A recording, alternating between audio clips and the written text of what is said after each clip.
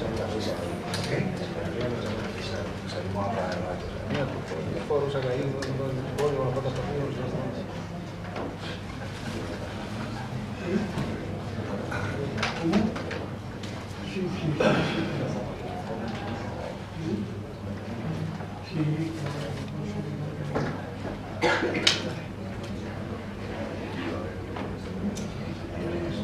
Buenas noches a todos y a todas. Yo me he encargado de presentar a Juan José, pero claro, presentar a Juan José en Cieza es casi una tontería, porque aquí todo el mundo lo conoce. Lo que sí voy a intentar presentarlo, me va a perdonar Juan José, con mi atrevimiento, sí, que te haga una pincelada de lo que yo creo que es su vida como intelectual. La verdad que la palabra intelectual normalmente suena algo despectivo, ¿no? Es un intelectual.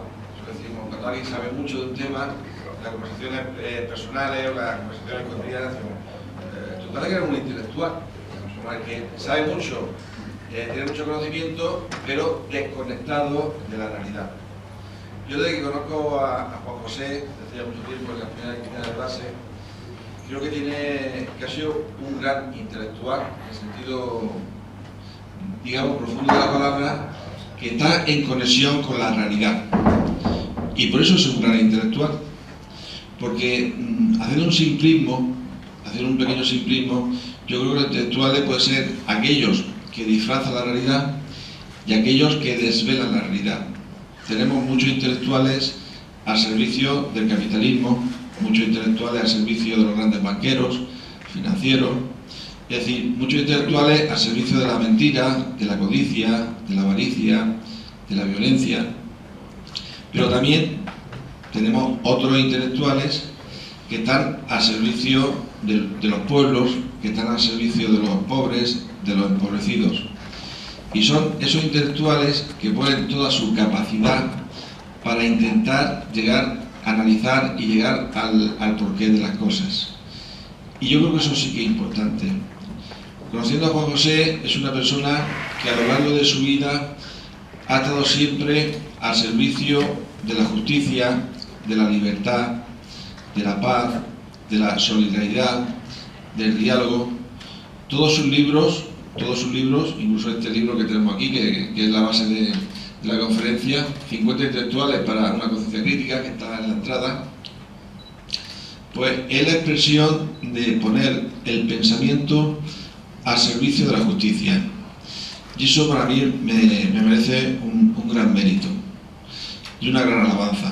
No en sentido de admiración absurdo, pero sí alabanza. Vivimos en tiempos complicados desde siempre, donde se ha intentado ocultar nuestra realidad. Por ejemplo, en esta crisis económica, que no es una crisis económica, que es una estafa financiera, su origen está en las finanzas, y en cambio, al final los intelectuales del capitalismo han puesto el acento en la educación, en la sanidad, en la política social, y se ha ocultado realmente el origen, que es la avaricia y la codicia de muchos financieros, apoyados por la complicidad de muchos políticos con capacidad de gobierno. Y a mí me parece importante eso. Juan José es un hombre que pone todo su pensamiento en la concienciación de los ciudadanos, de la ciudadanía, con un objetivo primordial, y es la transformación de la sociedad.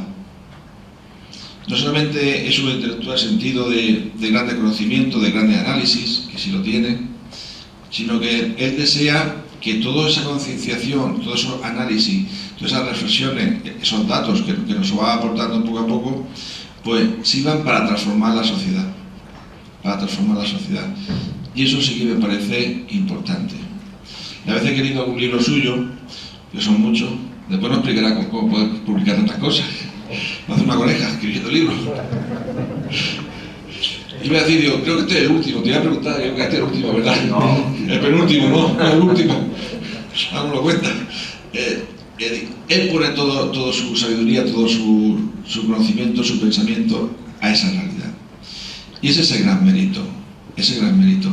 No quedarnos en el pensamiento, en la mera reflexión, que es fundamental. Además, él también hace algo que creo que es importante, que alimenta la indignación. Cuando leo un libro de Juan José Tamayo y termina de leerlo, está como más indignado.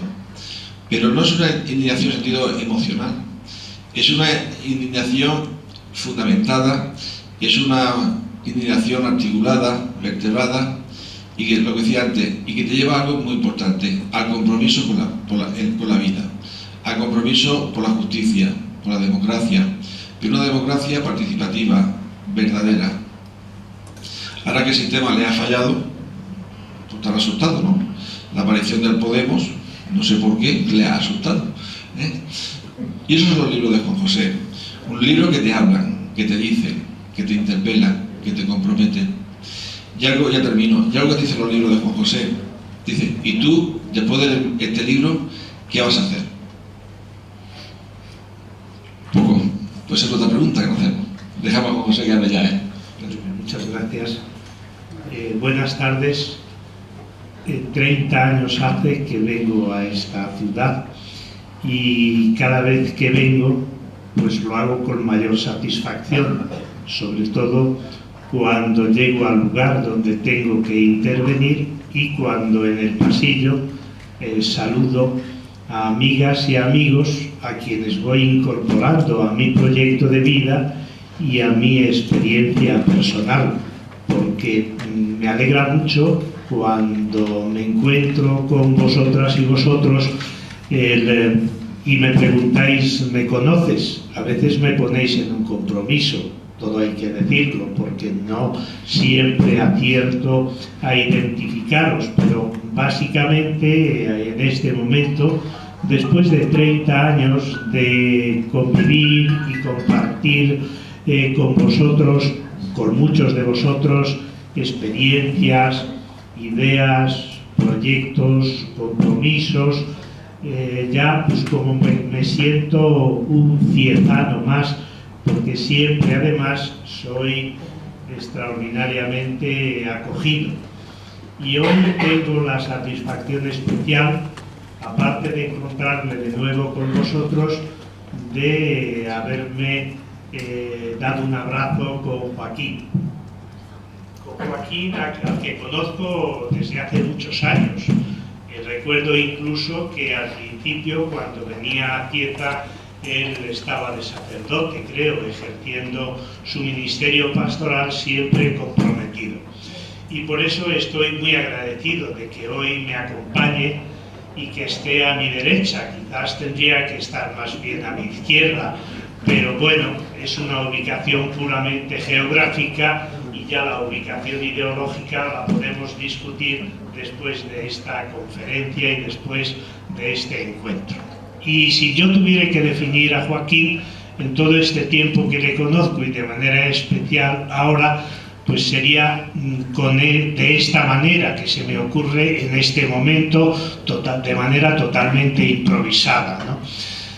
Joaquín creo que es la cara visible de una conciencia crítica e indignada. Y tengo que deciros un secreto que no he revelado a nadie todavía, y es sobre el título del libro, 50 intelectuales para una conciencia, y el primer adjetivo que me vino a la mente fue para una conciencia indignada.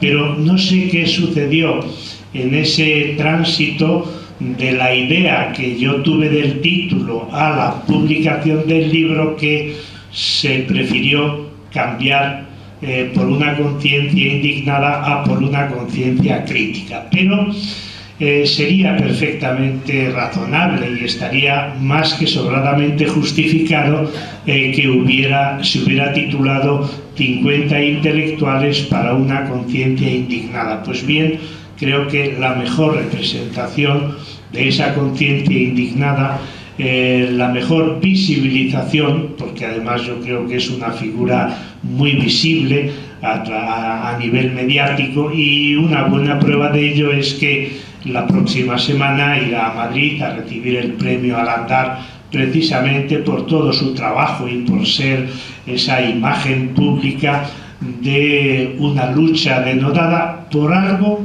tan obvio y tan elemental como es que todas las personas tengan una casa donde vivir. ¿Hasta dónde habrá llegado nuestra sociedad que un derecho tan básico como es el de vivir en una casa digna se ha convertido en un motivo de conflicto y de enfrentamiento e incluso de protección por parte de las fuerzas del orden público de aquellas instituciones que niegan ese derecho más fundamental de la persona? Y esto me da pie a ofreceros algunas de mis reflexiones sobre el tema de los intelectuales y los movimientos sociales en la función que deben ejercer en un tiempo de crisis que no es tal, porque el concepto crisis tiene una significación filosófica y cultural mucho más rica y mucho más auténtica que el concepto de crisis tal y como se utiliza actualmente, ¿no? Las crisis tienen otro componente. Él lo ha definido muy bien, este tiempo de estafa, y creo que es mucho más correcto eso que decir que estamos en tiempo de crisis, porque las crisis son estos fenómenos que se producen en la sociedad de vez en cuando y que hacen que la sociedad cambie, que la sociedad despierte, que la sociedad madure, ¿no? Pero no es el concepto de crisis tal y como se está utilizando actualmente, ya que si se habla de crisis hay que decir que es una crisis de retroceso, de involución, de pérdida de derechos, ¿no? Y la idea que tengo es exponeros este tema en tres momentos, en tres puntos. El primero, ¿cuál es el origen de la figura del intelectual? La segunda cuestión sería ¿qué funciones corresponden a los intelectuales en nuestro tiempo? Y la tercera, la alianza, el triángulo que conforma la relación entre intelectuales, movimientos sociales y sociedad civil. Sin más preámbulo y sin más aclaración de datos previos, empiezo por el primer tema. ¿Cuándo surge en realidad la figura del intelectual? Pues se suele situar en el año 1898, a partir de un proceso muy sonado, muy escandaloso, que se produce en Francia contra un capitán del ejército francés. Concretamente se llamaba Alfred Dreyfus y era judío. Y ese espíritu antisemita provocó la acusación injustificada, infundada y sin pruebas de que era una persona que estaba espiando al ejército francés. Se le acusa de alta traición. Es un juicio que tuvo un impacto extraordinario en la sociedad, que removió los cimientos de la vida política, de la vida cultural, de la vida militar, de la vida eclesiástica, de los medios de comunicación, y el juicio generó una actitud antisemita muy descarada. La prensa, o un tipo de prensa, pues calienta el ambiente para poner a la ciudadanía en contra de este capitán judío. La sociedad francesa se divide entre los sectores que podríamos calificar de progresistas, republicanos, socialistas, que defienden la inocencia del capitán y que ponen de manifiesto como no hay pruebas ni razones para que este hombre sea condenado. La condena al final es de cadena perpetua, ¿no? Y luego había otro grupo, otro sector, que era el de los conservadores, donde estaban los partidos más conservadores, el gobierno en pleno, el ejército y la Iglesia católica, en esa alianza tan frecuente que no nos tiene por qué extrañar. Y ese sector es el que apela a la culpabilidad del capitán para que sea condenado. El resultado del juicio, sin pruebas concluyentes y con muchas contradicciones, pues es la condena a cadena perpetua, y además lo mandan a cumplir la sanción a una cárcel de una de las islas de América, que es la Guayana francesa. Para más INRI, se conoce con el nombre de la Isla del Diablo. O sea que un condenado a cadena perpetua, sin ningún tipo de pruebas concluyentes, es llevado a esta isla, que es la Isla del Diablo, donde parece que le correspondía de manera más adecuada cumplir la pena, cumplir la condena. Esto no resiste la situación política y se obliga a reabrir el juicio unos años después. Se demuestra la inocencia del capitán y la culpabilidad de un comandante del ejército que se llamaba Esterhazy. Se demuestra que esa carta por la que se le imputa a Dreyfus alta traición y espionaje había sido escrita por este comandante. Pero el tribunal, cuando reabre el juicio, no se da por aludido y vuelve a condenarlo a 10 años de prisión. Luego fue amnistiado, pero sin declararle inocente ni rehabilitarle hasta el año 1906. Él terminó durante la Segunda Guerra Mundial como teniente coronel. El juicio, como digo, va a generar reacciones encontradas en la sociedad civil, y una de las voces que más impacta y llama la atención es la de Émile Zola, un escritor, un novelista francés de reconocido prestigio. El 13 de enero del año 1898 publica una carta abierta que ocupa las 6 columnas del pórtico del periódico La Aurora, con el título de Yo acuso.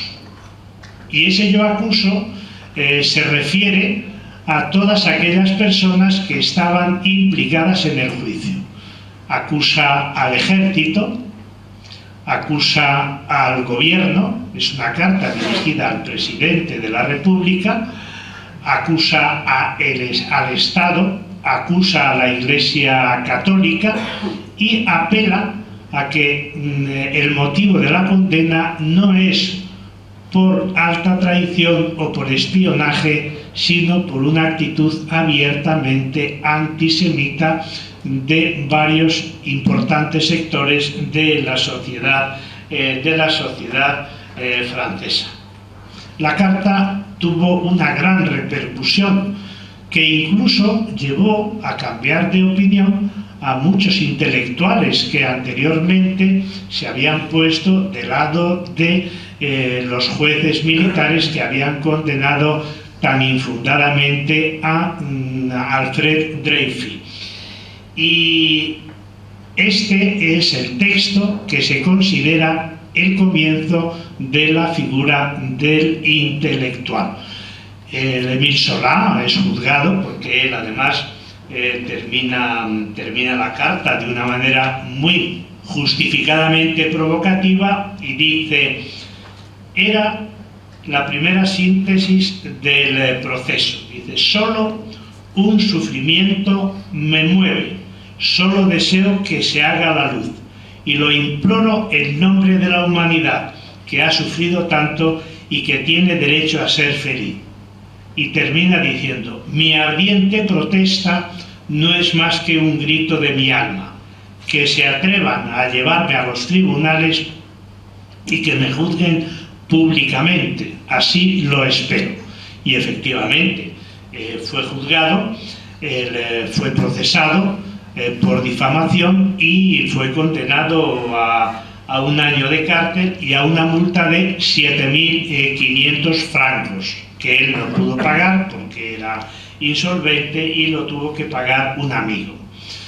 Tuvo que exiliarse porque la represión y la persecución contra él fue brutal.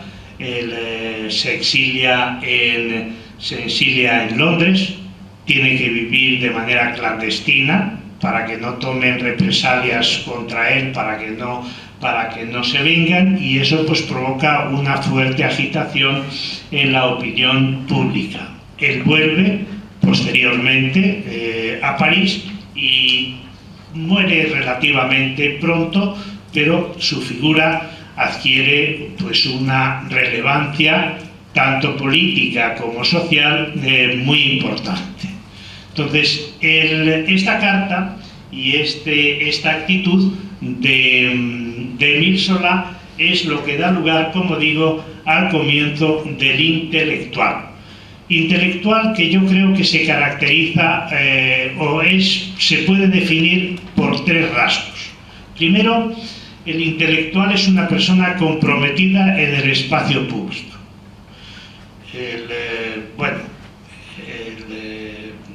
Mi presentador ha dicho que yo sé mucho, que yo soy un sabio.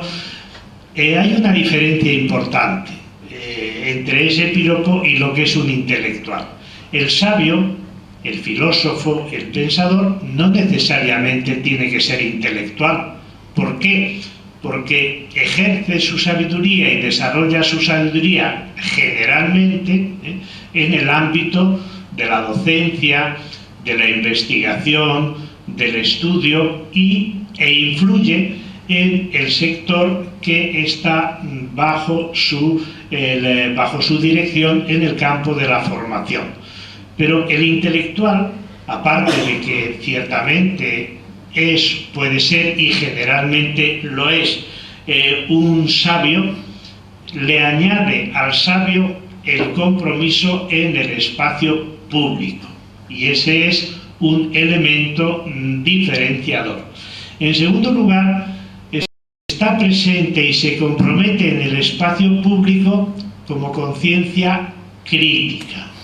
Conciencia crítica del poder, de todos los poderes. Fíjense que Émile Zola se enfrenta con el poder militar, con el poder del Estado y del gobierno y con el poder eclesiástico. Hoy, exactamente lo mismo, el intelectual vinculado de manera especial a los movimientos sociales se caracteriza por ser conciencia crítica del poder político, sometido al poder financiero, del poder económico, que se guía por las reglas del mercado, del poder militar, que parece que está oculto y recluido en los cuarteles, pero siempre está presto a responder represivamente cuando la ciudadanía se moviliza contra el poder económico, el poder eclesiástico, que generalmente suele estar aliado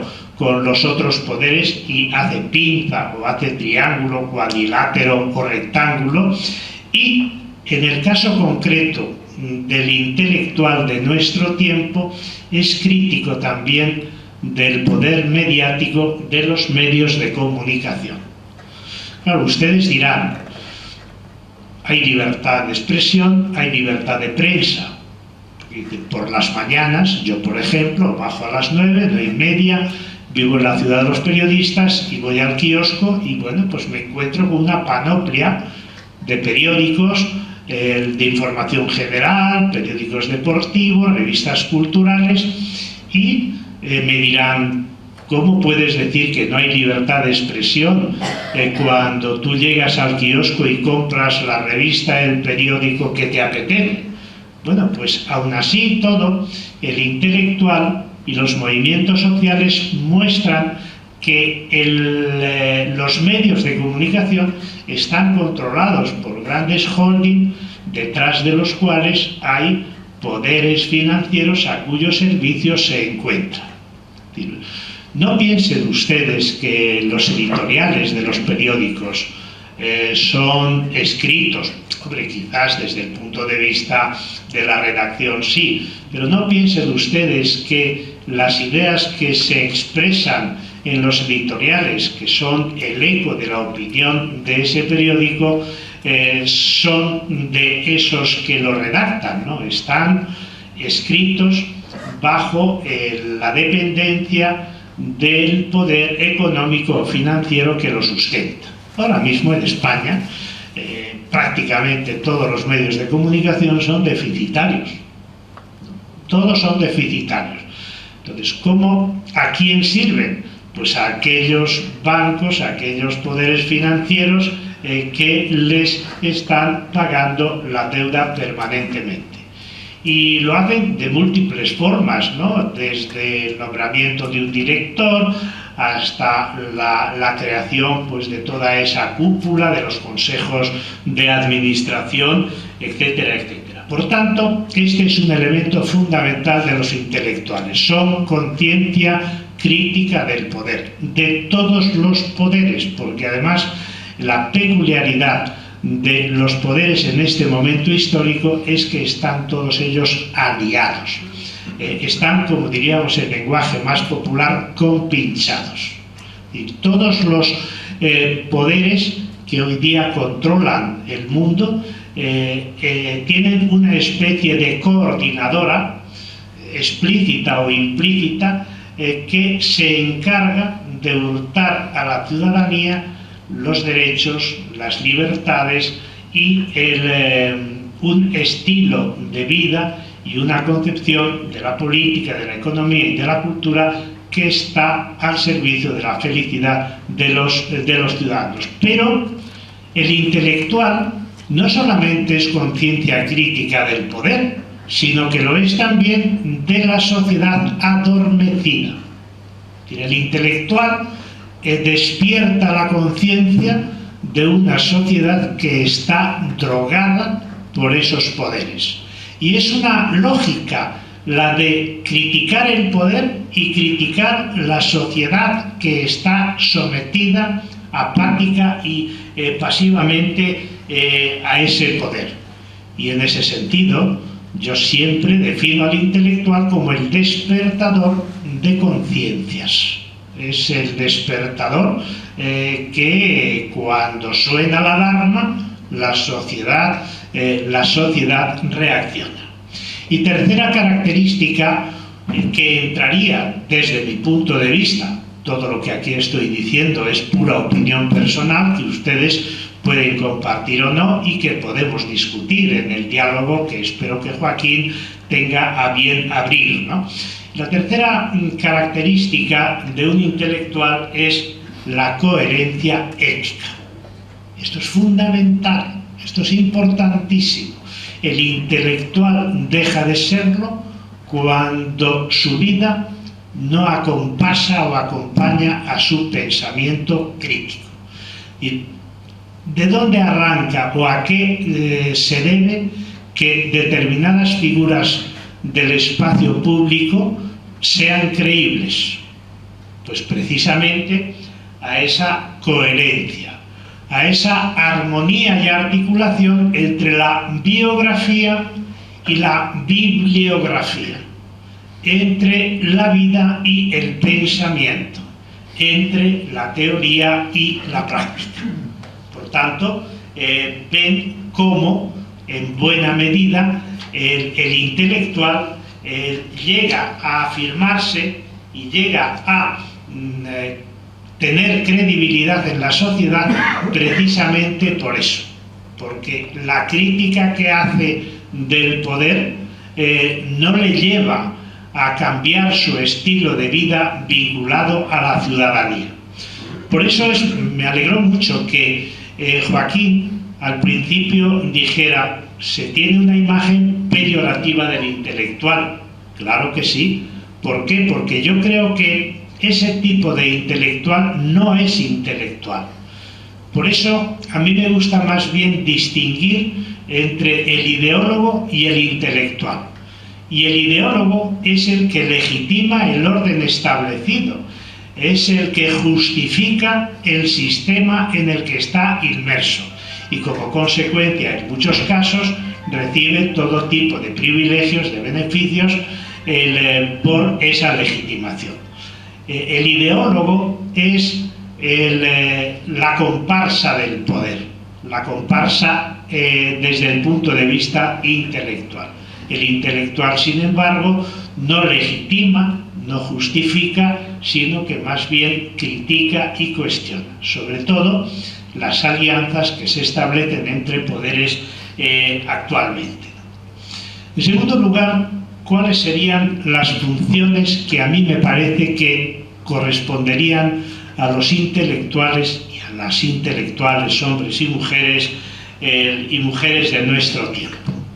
Pues lo voy a resumir en 4 o 5 funciones o tareas que a mí me parece que son necesarias para que una persona ejerza la función de intelectual. La primera es elaborar narrativas de la historia alternativas a la visión oficial de la historia.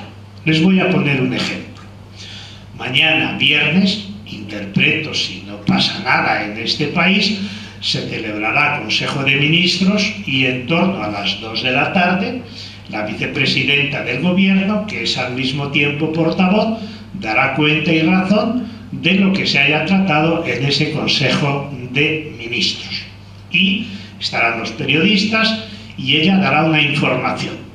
Bueno, pues esa información es un embellecimiento generalmente de la realidad. Esa información está condicionada por la legitimación de ese poder para que siga gobernando. Entonces son ruedas de prensa, generalmente, donde la realidad se describe de color de rosa, donde se hacen promesas que luego quizás no se vayan a cumplir y además se hacen con esa conciencia de agradar o regalar los oídos de los ciudadanos que escuchen cosas que les gusta y cuando llega la rueda de prensa y los periodistas interpelan a la portavoz del gobierno, en este caso la vicepresidenta, en otros casos pues otra figura del gabinete correspondiente, las respuestas que va dando a esas preguntas interpeladoras son de la dulcificación de la realidad. Pues bien, yo creo que la función del intelectual es hacer narrativas, es decir, describir la realidad subrayando aquellos elementos negativos y disfunciones que no responden al interés de la ciudadanía. O dicho de otra manera, el intelectual debe utilizar un discurso políticamente incorrecto. Es decir, no tiene por qué atenerse, ni debe atenerse a lo que se entiende por la corrección política. Y la corrección política comienza con el lenguaje moderado, modere el lenguaje. A veces dice el presidente del Congreso de los Diputados a los diputados: por favor, señor diputado, modérese. Bueno, pues el intelectual es precisamente la persona inmoderada que utiliza un lenguaje alternativo al políticamente correcto, ¿no? La segunda función que a mí me parece importantísima de los intelectuales en nuestra sociedad es contribuir a la construcción de espacios de convivencia y de diálogo, como alternativa a los monólogos y a los campos de batalla. Fíjense ustedes la contraposición tan clara que hago. Elaborar espacios de convivencia y de diálogo en una sociedad en la que lo que funcionan son los monólogos, generalmente de los que tienen el poder, el saber y la plata, y al mismo tiempo la sociedad se ha convertido en un campo de batalla y en un campo de pelea. Pues bien, los intelectuales tienen que cambiar el paradigma de las relaciones en la sociedad. Primero, el diálogo. El diálogo como talante. Cuando de una persona decimos que es dialogante, es un elogio extraordinario. Si lo dicen de mí, pues excuso decirles lo contento que me pongo, ¿no? Pero no solamente es talante, que ya es de por sí fundamental, sino que es también una actitud. El diálogo implica exponer tus razones, pero igualmente escuchar las razones del otro, ¿no? Y tercero, no es solamente actitud, sino que es la metodología. Las relaciones humanas deben caracterizarse por ese diálogo, por esa comunicación permanente. Y, al mismo tiempo, el diálogo es el que conforma una sociedad en la que conviven los diferentes dentro del respeto a la diferencia. Pero fíjense que cuando digo espacios de diálogo, lo contrapongo a estas ciudades amuralladas, que tienen sus murallas, es decir, no piensen que la muralla solo existe entre Palestina e Israel, sino que las murallas existen en nuestras sociedades, en nuestros pueblos, en nuestras ciudades, ¿no? Hay esa muralla, ese muro, y cada vez más elevado, para evitar que entren los bárbaros que tienen que quedarse fuera en los guetos. Entonces, hemos construido unos modelos de sociedad en los que no caben más que unos pocos, y la mayoría queda excluida. Por eso el intelectual lo que hace es crear esos espacios de diálogo donde quepamos todas y todos, y donde se respete el pluralismo, ¿no? Porque claro, este es un elemento muy importante del intelectual. El intelectual no es una persona dogmática, sino que es una persona respetuosa de la diversidad, una persona respetuosa del pluralismo, ¿no? Y el pluralismo es una riqueza, el pluralismo es un valor.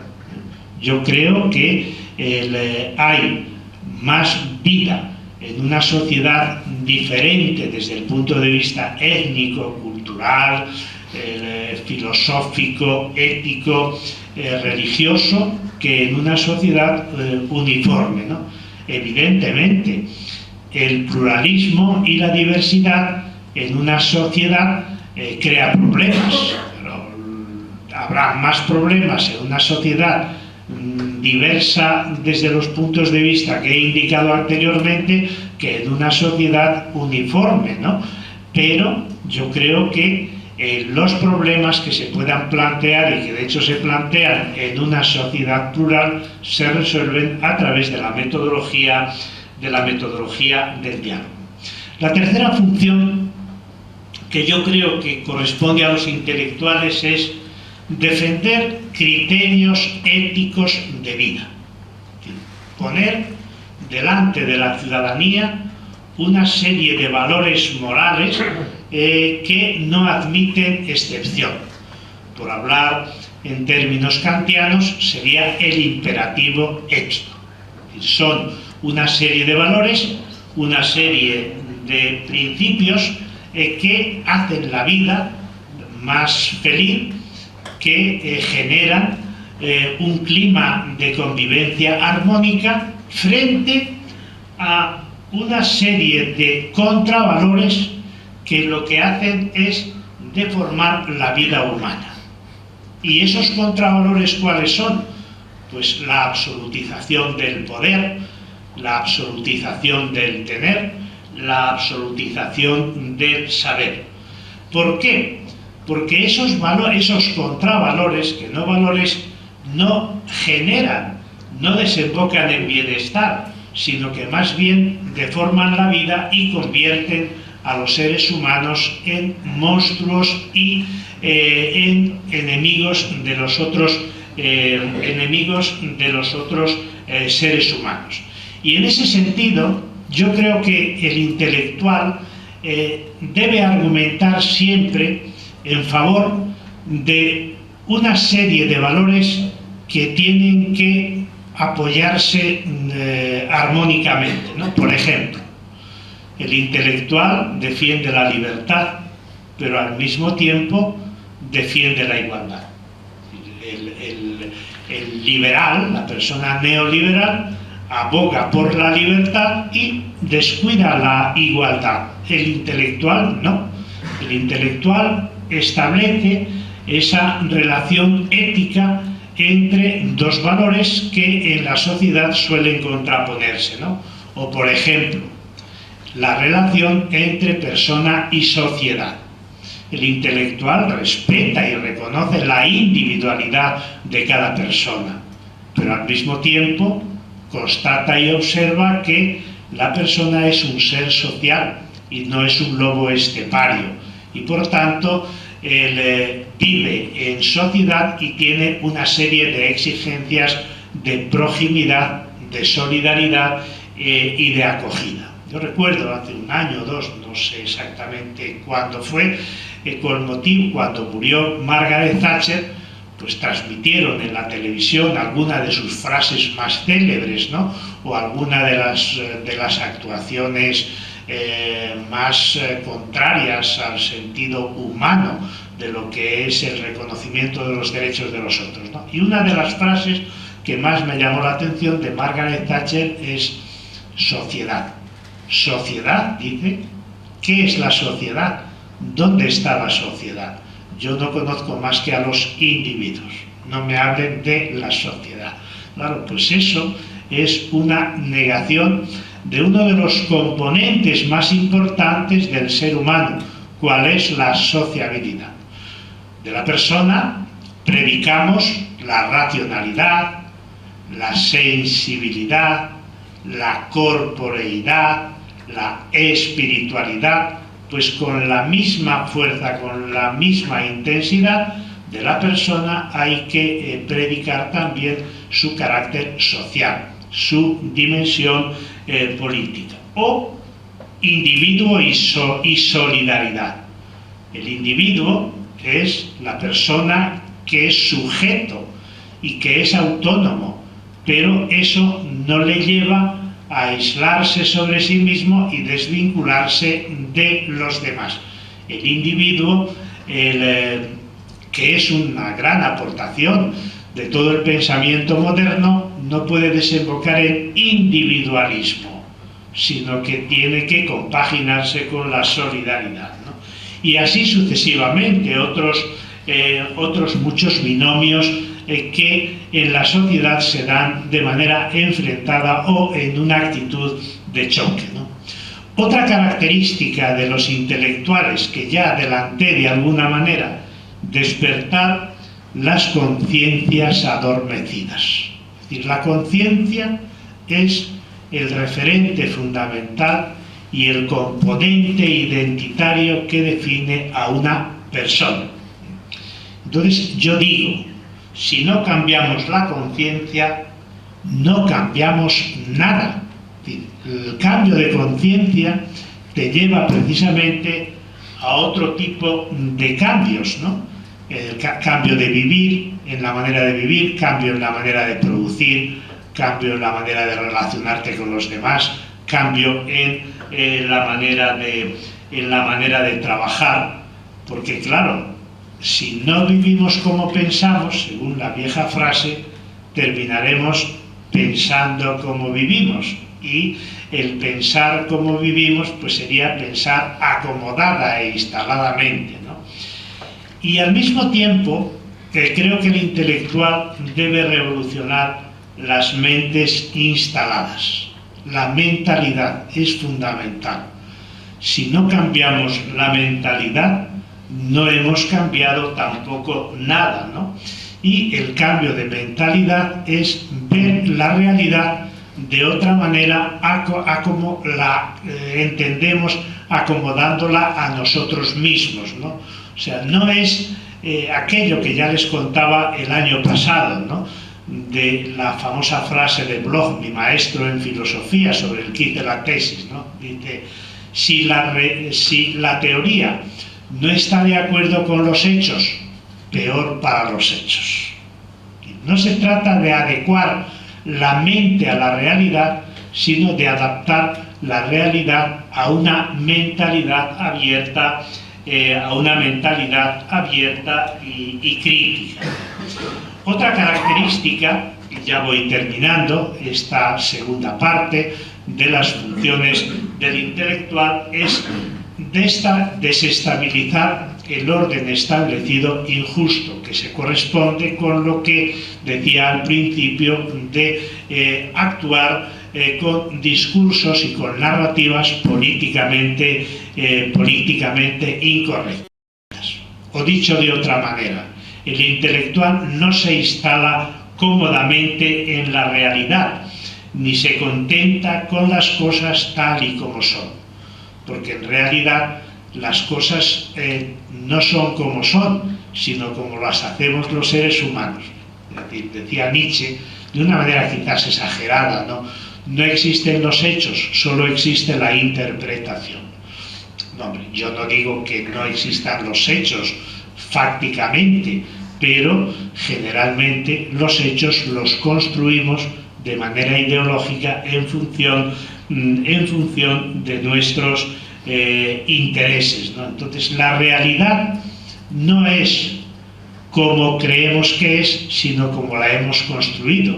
Y por eso el intelectual, yo creo que no se queda con la realidad tal y como es, sino que hace dos operaciones complementarias, ¿no? Que es formular cómo debe ser la realidad, que es el momento ético, y proponer transformaciones de la realidad, que es el momento de la praxis, ¿no?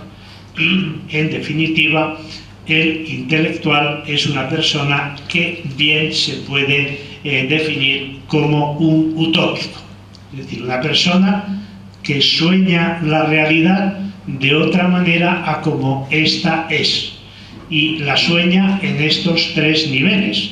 El primero propone lo que debe ser la realidad, el segundo ofrece pautas para su transformación, y tercero diseña un futuro con una realidad diferente y alternativa.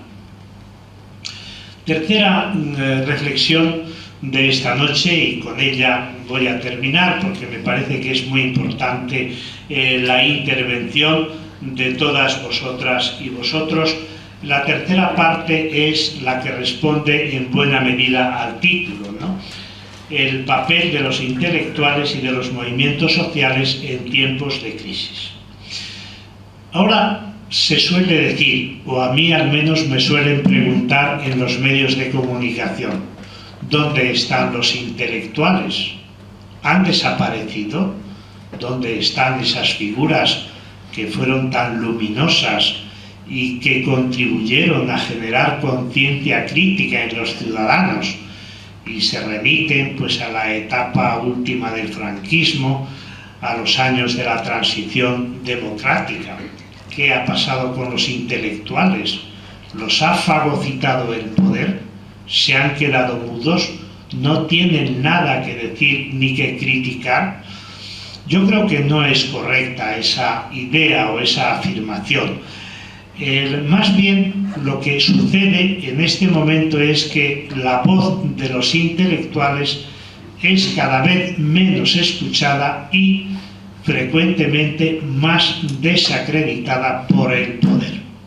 Basta que una figura del mundo de la cultura, del arte, de la ciencia, del pensamiento, de la literatura, levante la voz y critique el sistema para que enseguida el poder se encargue de desacreditarle. Es decir, ahora mismo el intelectual no ejerce, o al intelectual no se le permite ejercer esa función crítica, porque en el momento en que levanta la voz se le desacredita y se le difama con todo tipo de adjetivos no precisamente calificativos, sino descalificatorios.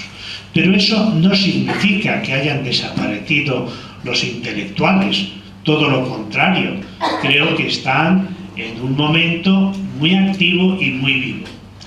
Lo que pasa es que la impresión de que no se oye la voz de los intelectuales le pueda ocultar un fenómeno nuevo del intelectual, que es su vinculación con los movimientos sociales.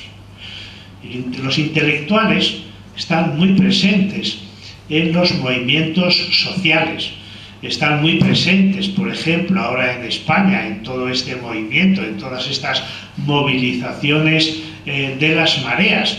Incluso, con relativa frecuencia, los intelectuales dentro de esos movimientos ayudan a reformular propuestas alternativas, ayudan a hacer análisis crítico de la realidad, y los movimientos sociales lo que hacen es utilizar estrategias para conseguir que esas propuestas, esas iniciativas, esas ideas se lleven a la práctica, ¿no?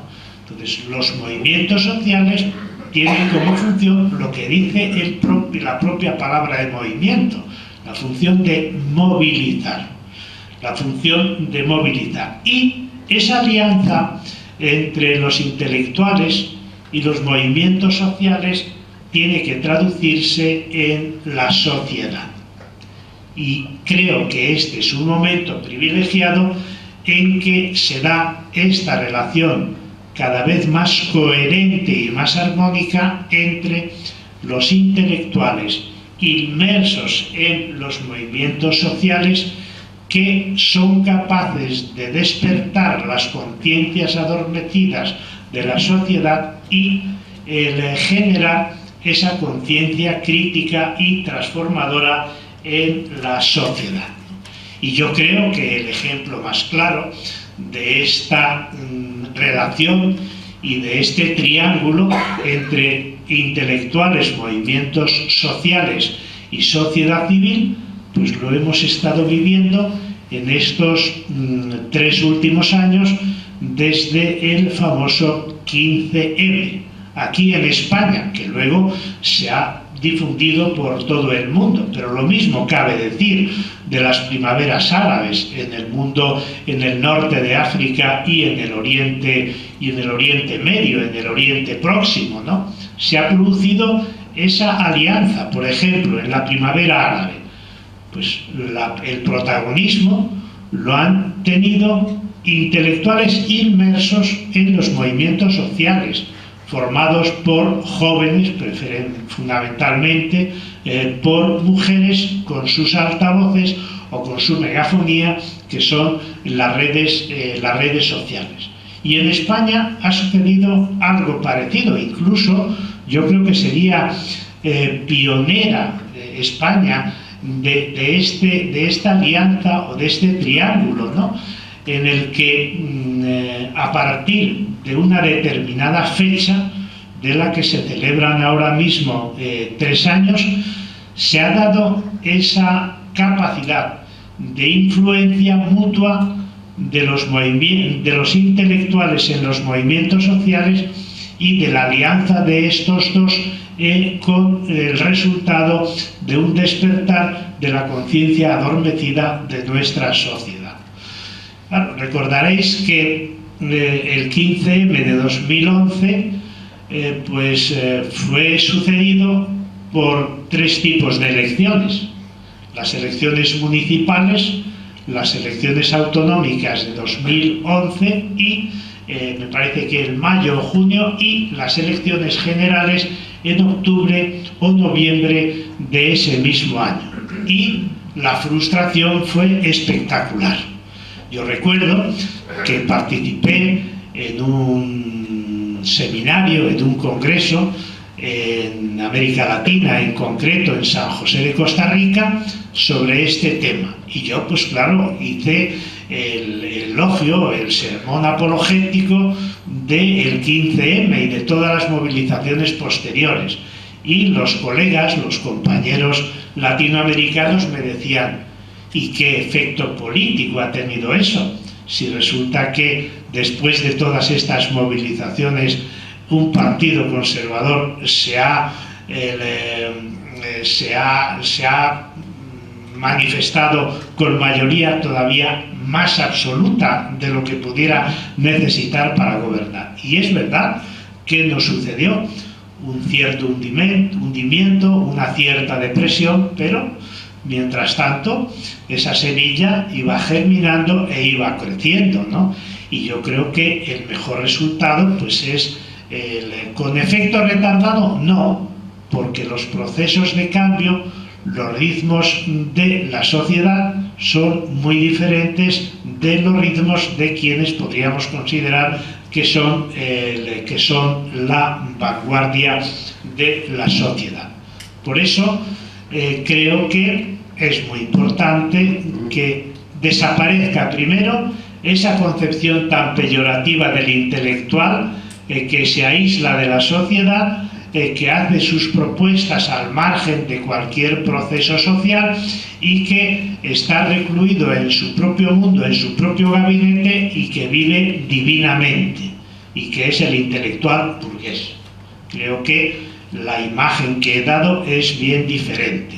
Y, en segundo lugar, valorar la importancia y el papel de los movimientos sociales como despertadores de esa conciencia crítica, y al mismo tiempo creo que tanto los intelectuales como los movimientos sociales deben ejercer una pedagogía para poder generar esa conciencia crítica en la sociedad que lleva a su transformación, sin ponerse nerviosos, sin intentar adelantar los tiempos, sino continuar con esa actitud esperanzada, pero claro, es una esperanza siempre en acción.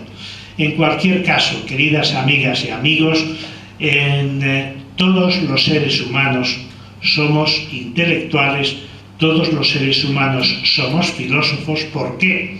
Porque pensamos la realidad y tenemos capacidad para transformarla, primero con el pensamiento y después en la práctica. Por tanto, queridas amigas y amigos, os invito a incorporaros a esta alianza o a este triángulo para que sea un cuadrilátero entre intelectuales, movimientos sociales y sociedad civil, juntamente con las personas que individualmente tenemos que comprometernos, porque los intelectuales, los movimientos sociales y la sociedad civil son los que nos ayudarán a cambiar la conciencia, y el cambio de conciencia a una creación de una actitud crítica, de una actitud solidaria, de una actitud y de un comportamiento indignado contra el orden existente, buscando otro mundo posible. Muchas gracias.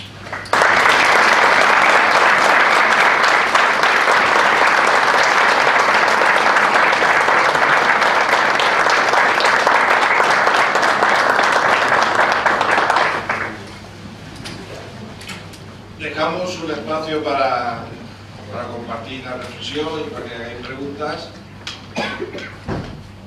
Yo tengo tres. Yo creía que solamente eras presentador, pero también inquiridor. Muy bien. Primera pregunta.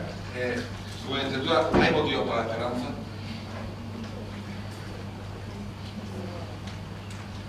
Sí. Fórmula. La fórmula 3. La segunda pregunta es: ¿cómo la gente que está en los medios sociales, yo creo que hay mucha gente aquí que quiere luchar, cómo superar el miedo a la represión?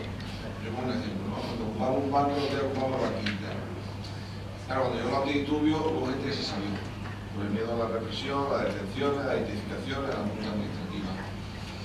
El tema del miedo. Y tercera, ¿qué opinión tiene del país? Del país, del periódico del país. El periódico del país. Primero, ¿hay motivos para la esperanza? Evidentemente, porque la realidad, tal y como actualmente existe, la hemos construido nosotros. Por tanto, de nosotros depende que esa realidad cambie y surjan alternativas. Pero es que yo creo que el motivo más importante de la esperanza es la acción, es la praxis, es el compromiso. En la medida en que vamos comprometiéndonos por el cambio ya se va produciendo. Yo tengo un amigo, un gran científico social alemán, que vive en Costa Rica, que se llama Franz Finkelhammer, un nombre impronunciable, que dice: soy un pesimista esperanzado. Y a mí, cuando le oí por primera vez esa frase, dije: esto es un oxímoron, esto es una contradicción, ¿no? Una persona pesimista no puede tener esperanza. Y dice: no, la realidad me hace ser pesimista, la razón me lleva a hacer unos análisis críticos negativos, ¿no?, de lo que está sucediendo. Pero la propia acción ya me lleva a ser esperanzado, ya que la propia acción es la que contribuye al cambio y a la transformación. Era, de alguna manera, la traducción de aquella afirmación de Gramsci, ¿no? El pesimismo de la razón, el optimismo de la voluntad. Y el optimismo de la voluntad surge de la unión de muchas voluntades que se alían precisamente para cambiar el sistema. ¿Cómo superar el miedo a la represión? El miedo a la represión es uno de tantos miedos como tiene el ser humano, ¿no? ¿Por qué? Porque tenemos un falso concepto de lo que es la protección de nosotros mismos. Y yo creo que la mejor forma de protegernos es presentarnos en el espacio público reclamando dignidad, libertad y derechos para aquellas personas a quienes se le han negado la dignidad, la libertad y los derechos. Por eso, el miedo a la represión, el miedo a la inseguridad es un recorte en nosotros mismos de nuestra propia dignidad, de nuestra propia libertad y de nuestros propios derechos, porque las tres cosas son las que tienen que impulsarnos precisamente a hacernos presentes en el espacio público y reclamar esos tres elementos de los que nosotros disfrutamos para el resto de los ciudadanos. Y les cuento una anécdota personal que posiblemente no tenga ninguna importancia, pero a mí, como dicen en el pensamiento feminista, en ese momento me empoderó. Salgo del metro hace un par de meses o 3 y me encuentro con que la policía municipal pues estaba en un rincón acorralando a unos muchachos negros que tenían pues en el suelo la manta con una serie de productos para vender. Y me doy cuenta de que los detienen y además se apropian de su mercancía. Y yo, que tenía tiempo, porque iba a casa ya sin otras tareas o menesteres o urgencias, pues me acerqué y les digo: ¿qué están haciendo ustedes? Y me dicen: lo que a usted no le importa. Y por favor no se meta, váyase a su casa y siga su camino. Digo: no, digo, es que sí me importa, porque estos ciudadanos creo que están siendo desprotegidos de sus derechos y sospecho, por lo que estoy observando, que se van a apropiar de sus posesiones y de su mercancía, ¿no? Y claro, pues la policía, al ver que yo no me iba, me dijo: pues mire, si usted no se va, nos veremos obligados a detenerle. Ah, digo, muy bien, ningún problema.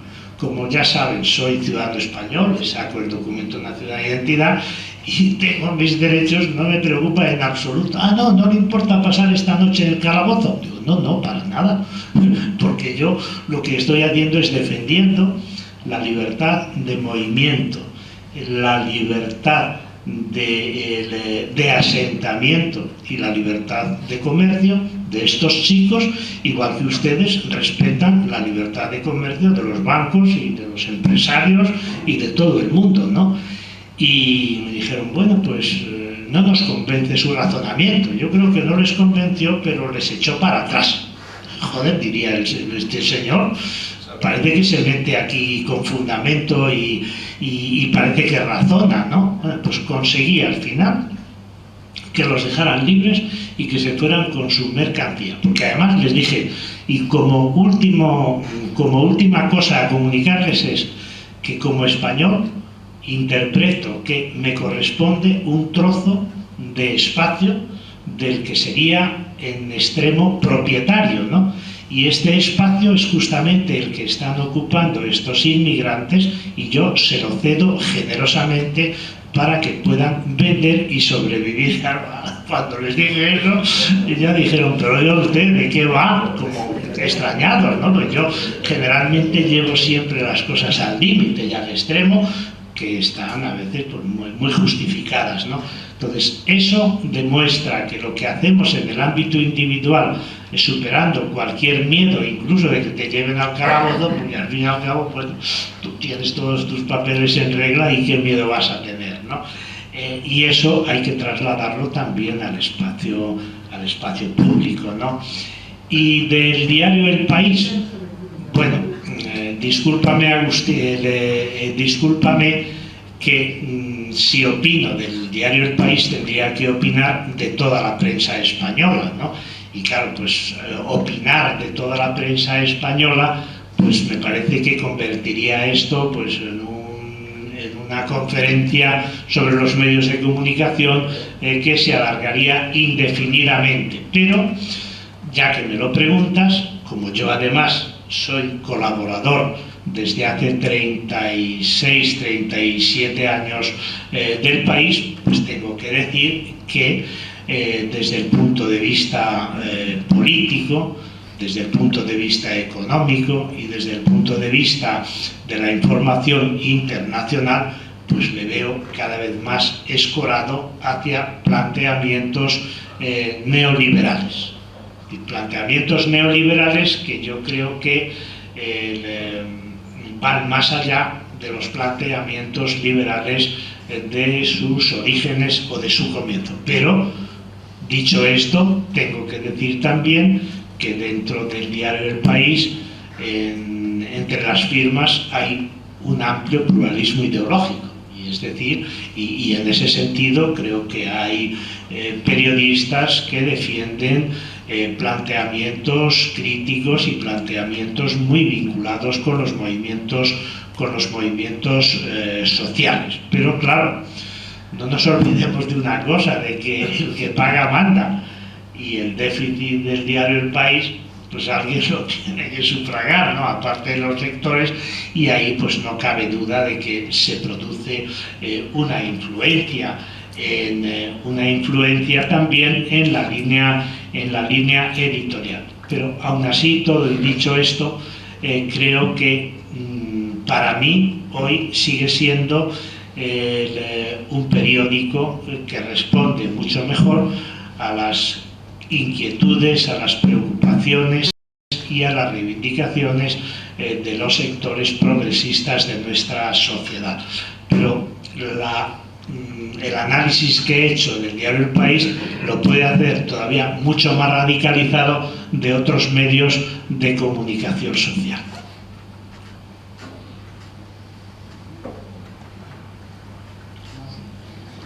Yo estoy totalmente de acuerdo, me parece muy bien la labor de los intelectuales en lo que es su reflexión y en lo que aportan de los movimientos sociales.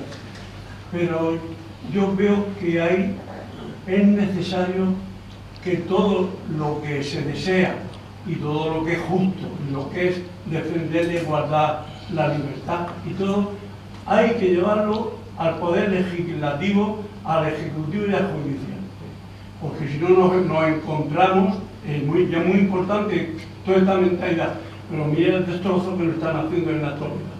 Cosas que ha costado mucho tiempo, o sea, ahí son capaces de en 4 días nos lo están destrozando todo. Eso por una parte. Entonces, yo es que he luchado y he trabajado porque después he visto que es difícil y que tiene que las cosas pase a uno. Porque yo tengo la experiencia, y esto me estoy ahora a la iglesia, y que bien se manejan los textos evangélicos.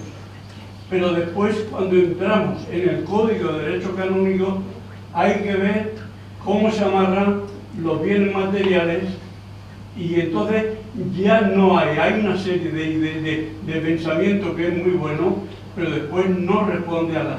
Entonces yo le doy mucha importancia a que en el momento actual, además de ser un buen intelectual y estar en las manifestaciones públicas que hace falta, ir también a ver qué grupos políticos tienen que hacerse con el poder para cambiar esto totalmente, porque si no, los políticos, lo estamos viendo, terminan en manos del mercado.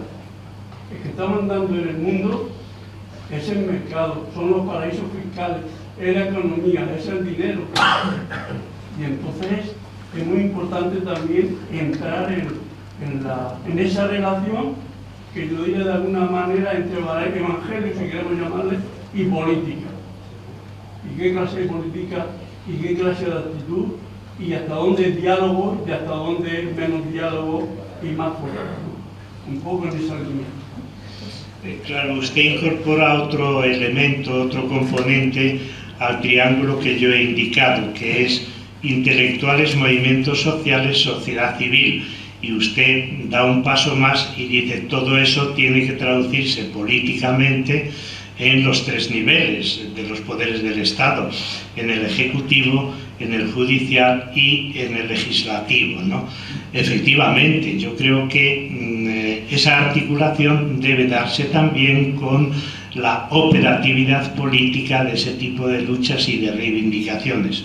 Pero, de alguna manera, la respuesta a su pregunta o a su cuestión se ha dado en estas últimas elecciones con la potenciación y el empoderamiento de organizaciones políticas que le van a llevar a los diferentes parlamentos esas reivindicaciones de la ciudadanía que han sido elaboradas y movilizadas por los sectores, por los 2 actores que he dicho al principio, ¿no? Pero claro, ¿cuál es el problema? Que cuando todas estas propuestas se materializan en un partido político, en una coalición, enseguida vienen las críticas, ¿no? Estos son unos frikis, estos se identifican con la extrema derecha que ha triunfado en Francia o en Inglaterra. Entonces, ¿de qué vamos? Cuando hay una traducción política legitimada popularmente en unas elecciones de unas determinadas propuestas alternativas, pues lo que se hace es desacreditar a esas organizaciones y deslegitimarlas a través de una serie de comparaciones o adjetivos que no resisten la ideología de ese partido.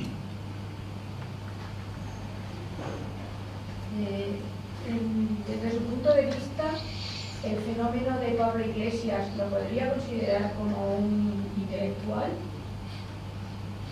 ¿O es un farsante, un friki, como lo están viendo otro grupo? Bueno, primero, puede no ser un político intelectual, pero no por ello ser un friki o una persona con ese descrédito, ¿no? Yo creo que Pablo Iglesias es un intelectual. Él tiene una formación política, él es un alumno, ha sido un alumno de Ciencia Política de la Universidad Complutense y, por tanto, tiene una formación intelectual muy consistente, ¿no?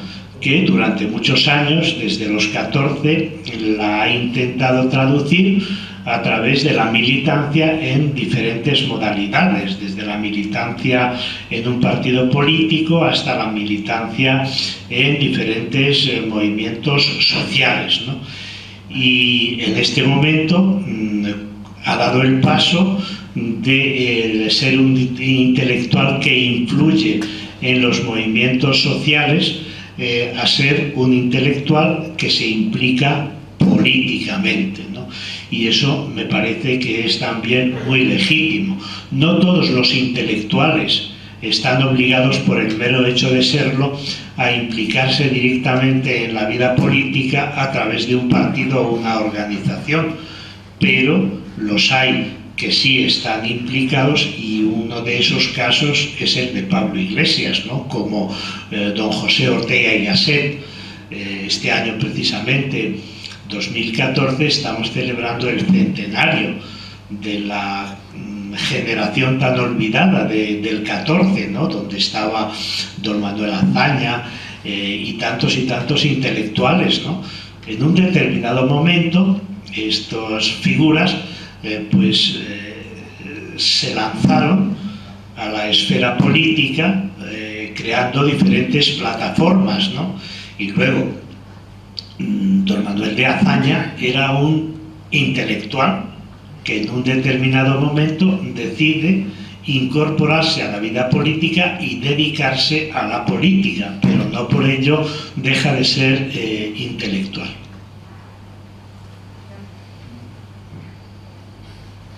Yo estoy de acuerdo con usted en que la labor del intelectual es positiva, es ética, pero no hay también obligación del intelectual, aparte de quitar el rendimiento de la sociedad, hacer una crítica de los poderes y también dar soluciones hacia la crítica que han hecho, que se han criticado, por ejemplo, el derecho de que cada persona tenga una vivienda digna, pero dar una solución para poder solucionar ese tema. Aparte de criticar de que actualmente ese derecho no existe, claro, en realidad no lo hay. Y para eso no puedo criticar la cuestión más cómoda, efectivamente sea la crítica, que es también buena, porque la gente levanta, no sé, una cierta posición positiva hacia los hechos, pero sin embargo no da ninguna solución. Yo pienso, ¿no? A lo mejor sin nada también, ¿no?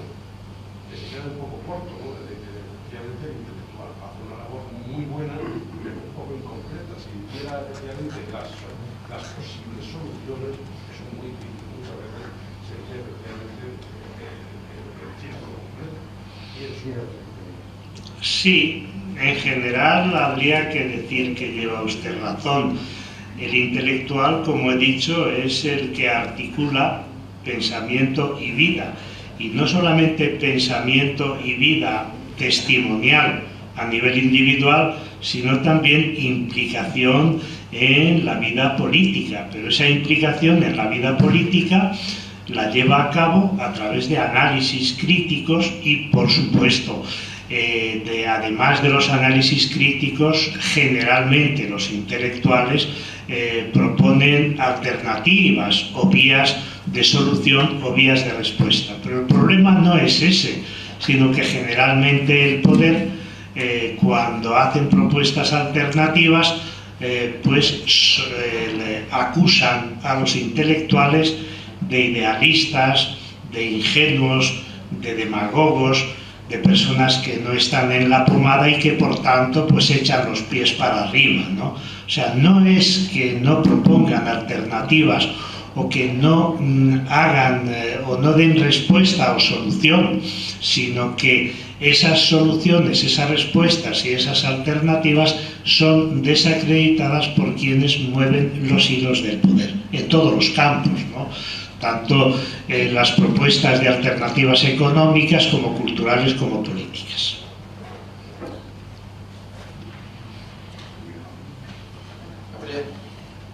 Aunque a mí me parece que el intelectual influye, pero a distancia. Es decir, vamos a ver, que a lo mejor al cabo de un tiempo sus ideas se van abriendo paso, ¿no?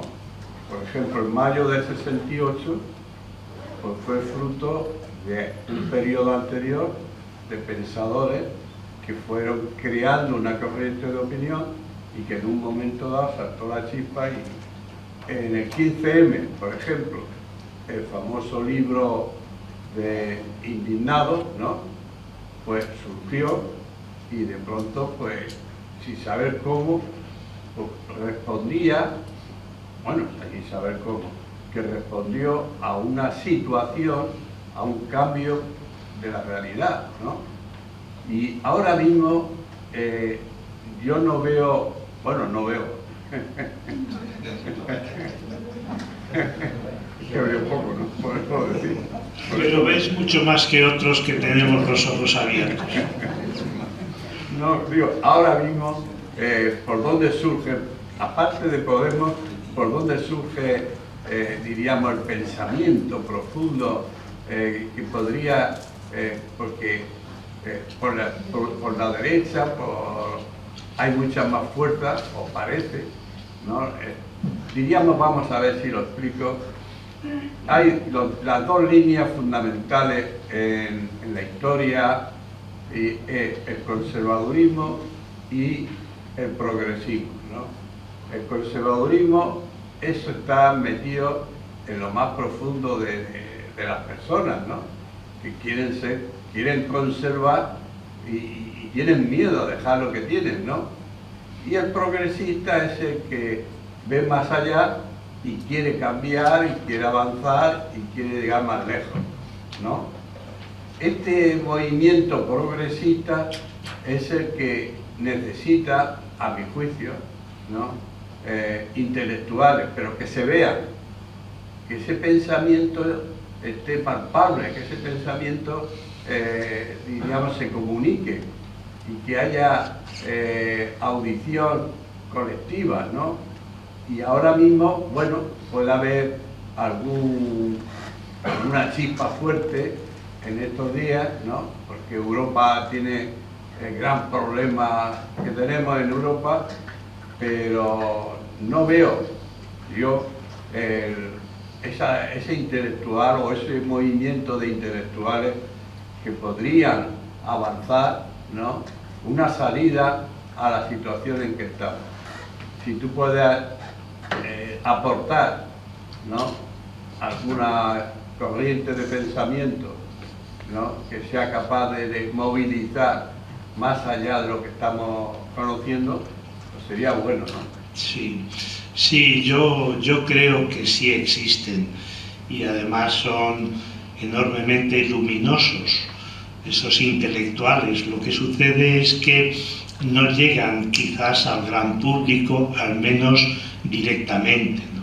Por ejemplo, ¿cómo no reconocer el avance que ha supuesto en nuestra sociedad todo el pensamiento feminista?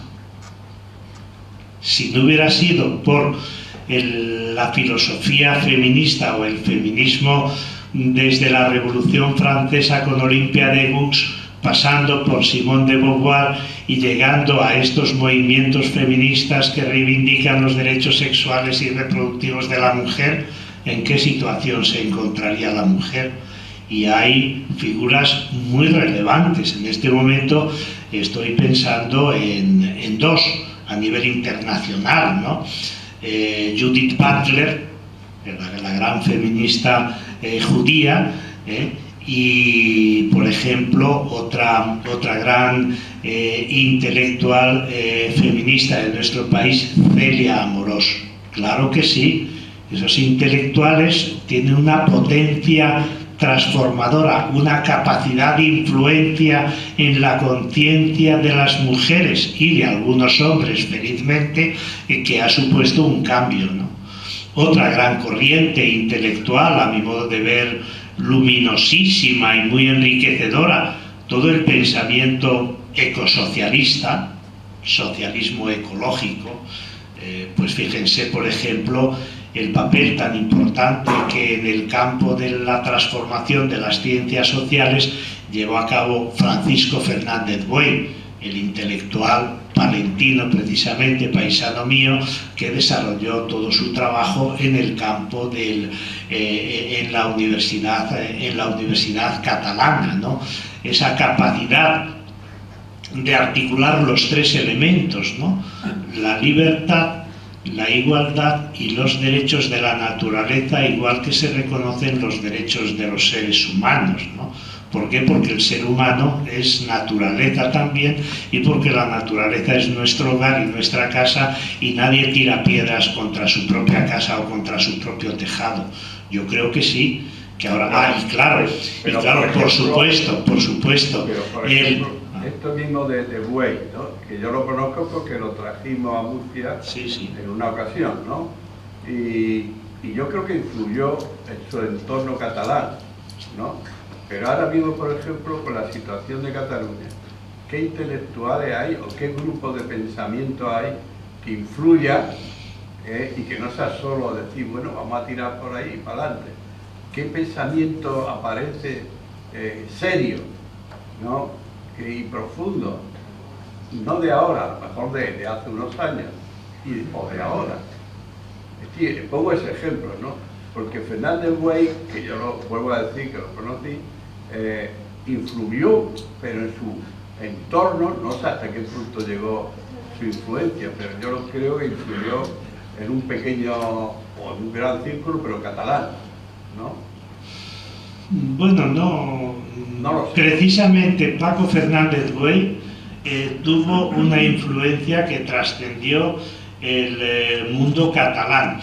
Claro, yo, a fuer de sincero, no puedo hablar de los intelectuales catalanes que trascienden el planteamiento estatal del soberanismo o del independentismo. No, viajo mucho a Cataluña, pero son viajes fugaces y esporádicos que no me permiten hacer un diseño de quiénes son los intelectuales catalanes y cómo influyen. Te pido disculpas porque no conozco esa realidad como puedo conocer otras, ¿no?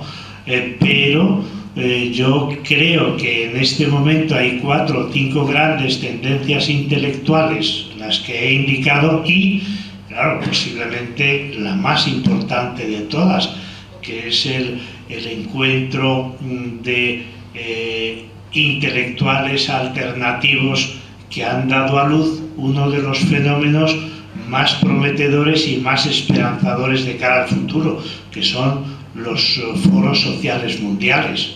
Esa es una. Yo que he participado ya, me parece, en 6 o 7 foros sociales mundiales, ahí están los intelectuales que están marcando las prioridades de las críticas y de las propuestas alternativas, que incluso en muchos casos están influyendo en el cambio de agenda de otro foro, que es el foro de Davos, ¿no?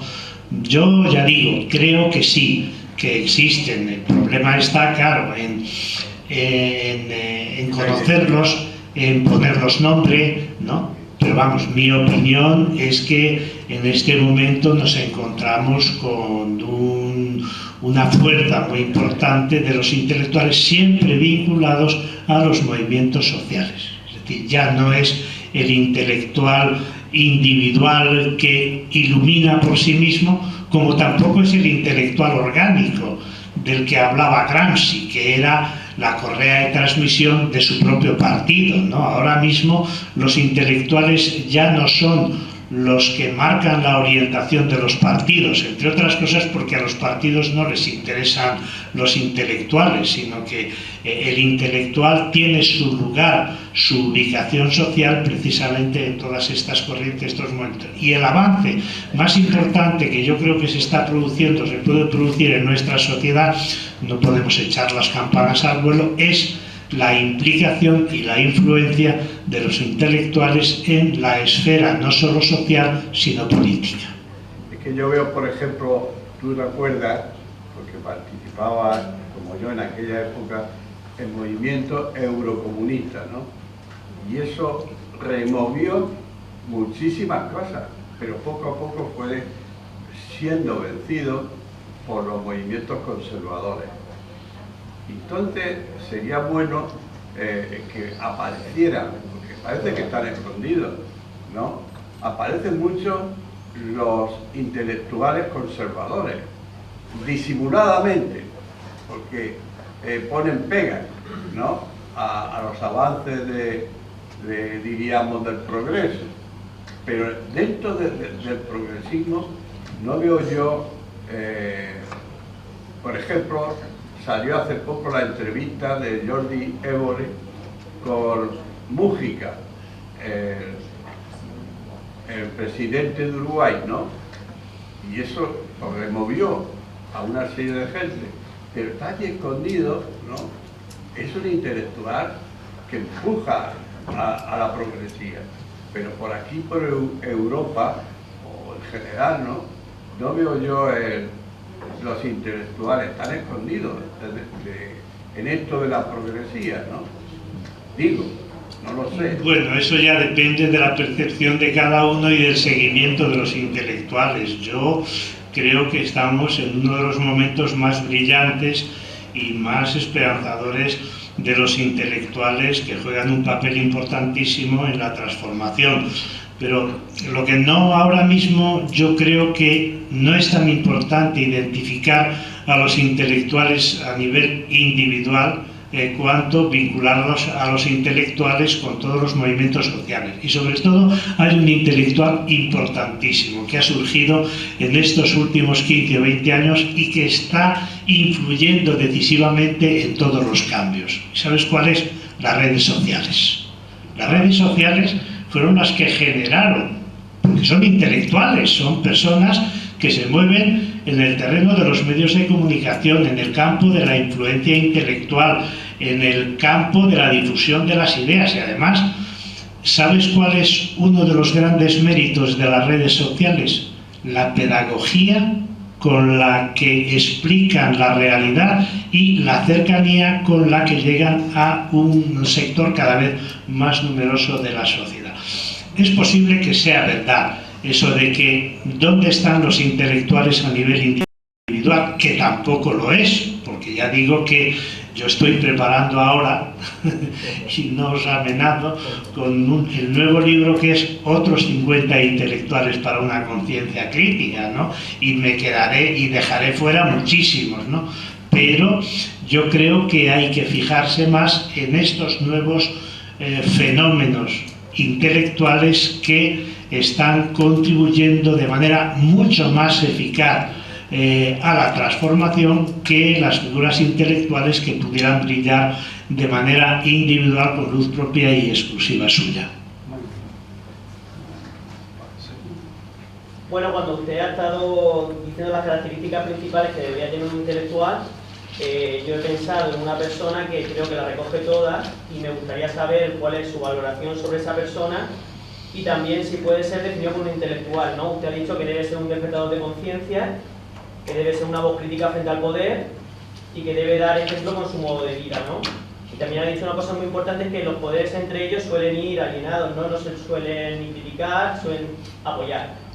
Entonces, ¿qué piensa usted sobre la figura que ha surgido hace poco, ¿no? Que es la del Papa Francisco, que aparte de que critica a los demás poderes, con los que normalmente se suele alinear, porque usted ha dicho que la Iglesia Católica suele ir alineada a los demás poderes, ya no solo critica a los demás poderes y de forma muy dura, sino que también critica a su propia institución, ha llegado a decir que la Curia Vaticana es la lepra.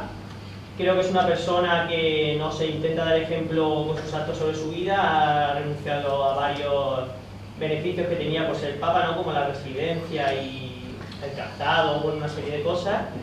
Y aparte de ser una voz crítica, también es una persona, ¿no? que está incluso despertando conciencias, ¿no? Hablando de temas que la Iglesia hasta ahora no se había atrevido a hablar y incluso gran parte de la sociedad. Sí, me parece que es muy importante traer a colación la figura del Papa Francisco. ¿Es un intelectual? No me atrevería a decirlo, pero sí puedo decir dos rasgos o dos características suyas, o si quieres tres. La primera, que es una figura mediática de una influencia extraordinaria, ¿no? Y que ha sido capaz de interesar al mundo entero, creyentes y no creyentes, por una figura que estaba totalmente desacreditada y que carecía de todo reconocimiento. Eso es el primer rasgo que yo destacaría de esta figura, ¿no? Que a través de gestos y a través de palabras ha generado un interés y un impacto en la sociedad y se ha convertido pues, en una figura de protagonismo mediático extraordinario. En segundo lugar, creo que se sigue manteniendo dentro de unos planteamientos doctrinales y morales de la tradición católica, lógicamente, porque si no, no lo hubieran elegido. Piensen que por mucha apertura que le caracterice, fue elegido por 117 o 115 príncipes de la Iglesia que a su vez habían sido nombrados por los dos papas anteriores, ¿no? Y él, yo creo que lo ha dejado muy claro y se manifiesta en todos sus comportamientos que en lo doctrinal y en lo moral pues es una persona conservadora, si bien respetuosa, como cuando dijo ¿y quién soy yo para juzgar a un gay, ¿no? O a una persona homosexual? Y en ese sentido pues yo creo que es una figura que responde a la imagen tradicional de lo que debe ser una autoridad religiosa mundial, ¿no? Y eso a mí me parece que va a llevar a mantener intacto el dogma, a mantener la continuidad en el terreno moral y a ser muy prudente en cuanto a los cambios dentro de la institución eclesiástica.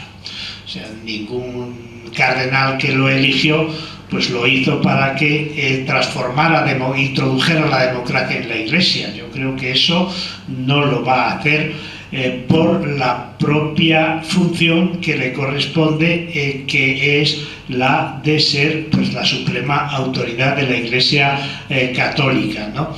Y finalmente, a mí me parece que donde puede dar un juego muy importante desde el punto de vista intelectual es en la crítica del modelo económico vigente. Es decir, que ahí el cambio o la autoridad de Francisco, que creo que ahora mismo la tiene, porque hay una falta de liderazgo en el mundo entre los políticos, pues la autoridad y el liderazgo lo puede lograr y lo puede conseguir, y de hecho lo está logrando y consiguiendo a través de la crítica del modelo económico vigente y sobre todo de la denuncia de las víctimas que este modelo económico vigente, que es el neoliberalismo o la globalización realmente existente, está generando.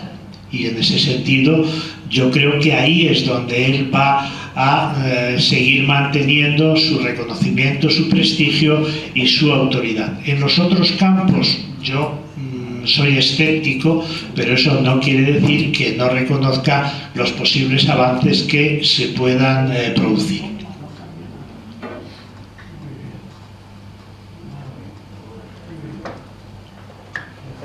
Me pregunta usted, que está bastante instruido, solamente que me dijese si sí o no, porque tengo la cabeza un poco. Hablamos de la nación de España y yo estoy con la cabezonería que es independiente de los intelectuales, pero algo más al norte que yo. Solamente con que me digan sí o no, me dejará un poco. Para mí, de hace ya varios años, creo que la política, los bancos y la autoridad judicial van unidos. Nada más que eso. Que me dijera usted sí o no. Como Cristo nos enseña, eso lo decía el catecismo. Sí, bueno, es una afirmación o una intervención. Si puede usted... No, yo para responder a esa pregunta, que lógicamente sería afirmativa, pues tendría que desarrollar el tema de manera más amplia. Pero en fin, yo no he venido aquí a dar respuestas afirmativas o negativas conforme al catecismo, sino que he venido pues a dar mi propia interpretación de lo que es la realidad desde el punto de vista intelectual. Las alianzas, pues yo creo que a lo largo de toda la charla lo he dicho claramente, y como bien recogía el compañero, he dicho que los diferentes poderes se apoyan y se refuerzan unos a otros, y el perjudicado en ese tema son los sectores populares. Muchas gracias.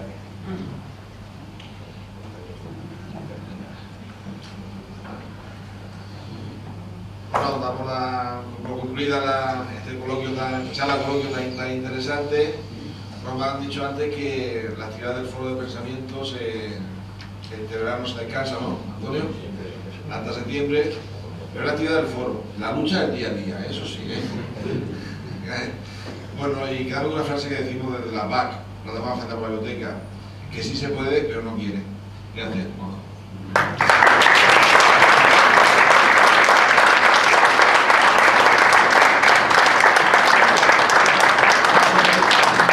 Dispuesto a firmar el libro y todo.